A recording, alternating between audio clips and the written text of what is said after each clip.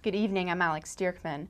If a recommendation from the Indiana Office of the Utility Consumer Counselor is adopted, everyone living in the 812 area code will have to dial the full 10-digit number when placing a call within the area code beginning in late 2014 or early 2015. The OUCC projects the available 812 area code numbers will run out in 2015. To address the problem, the state agency is recommending Indiana add a 7th area code with an overlay to meet the growing need for new phone numbers.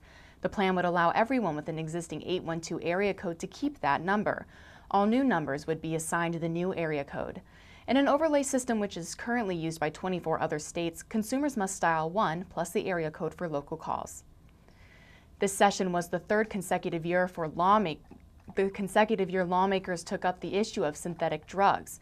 Previous legislation outlawed components of synthetic drugs, but manufacturers quickly responded by simply changing their formulas to skirt the law. This new law doesn't try to address the chemicals. Instead, it defines synthetic drugs based on what a reasonable person would believe the substance was produced for. State Senator Jim Merritt, who proposed the legislation, says it will give prosecutors some power.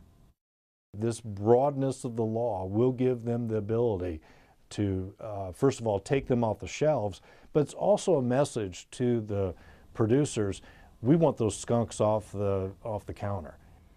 If prosecutors get a conviction under the new law, it will be up to the Attorney General's office to defend and appeal.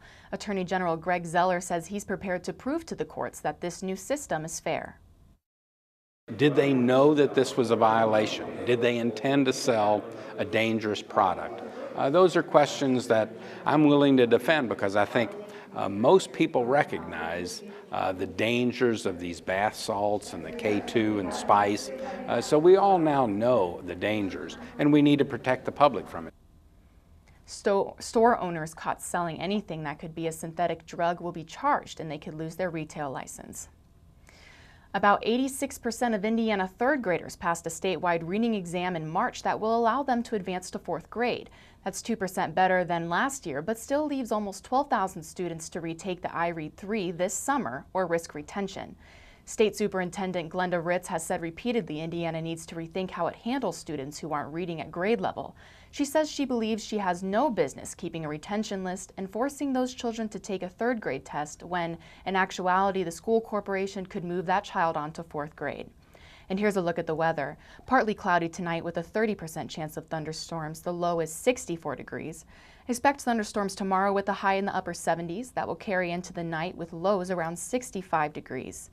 And here's a look at the 5-day forecast. 79 degrees Saturday with a 60% chance of storms.